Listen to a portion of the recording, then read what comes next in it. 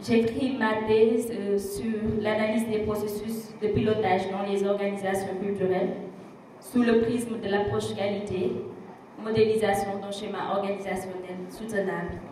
Alors, comme il l'a dit, je vais faire une présentation, comme je l'ai fait la dernière fois à Dakar, devant un public comme je l'ai fait, occasion aussi de m'entraîner devant vous. Alors, vous allez vous prêter au jeu encore, comme la dernière fois. Donc, c'est parti, je dois faire une présentation de 3 minutes. Il fait très chaud dans la salle, mais si on avait de la musique, une bonne musique, un ballad de Youssou N'Dour, on oublierait vite la chaleur, n'est-ce pas? N'est-ce pas? On allait oublier ça.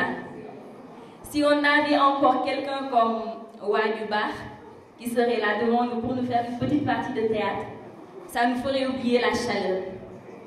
Et je me demande si, quand vous êtes assis devant la télé, à regarder un film qui peut vous captiver de 0h jusqu'à 2h du matin, quand vous vous mettez à admirer la beauté d'un tableau d'art, pensez-vous au dispositif qui a été mis en place pour vous permettre de regarder ce bon film, d'admirer ce beau tableau.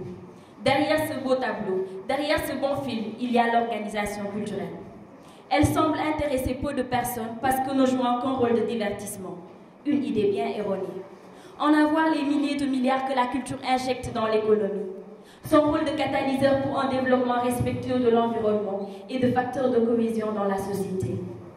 Malgré cette importance manifeste, je reste interpellée par le taux de disparition des organisations culturelles. Pour comprendre ce fait, je me suis intéressée à leur fonctionnement et je constate des dysfonctionnements au niveau des processus, notamment des processus de pilotage. Processus de pilotage, c'est quoi? Prenons l'exemple d'une maison.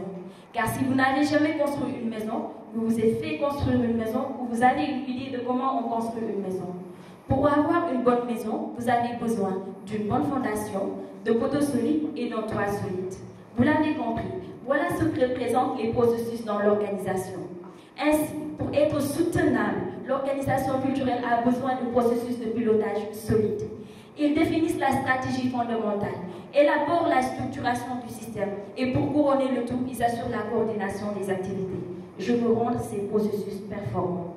Voilà pourquoi je compte mener des études de cas au niveau des organisations culturelles, en m'appuyant sur l'observation participante, des entretiens auprès des organisations, des managers culturels, pour analyser ces processus de pilotage, les filtrer en les comparant à l'approche qualité.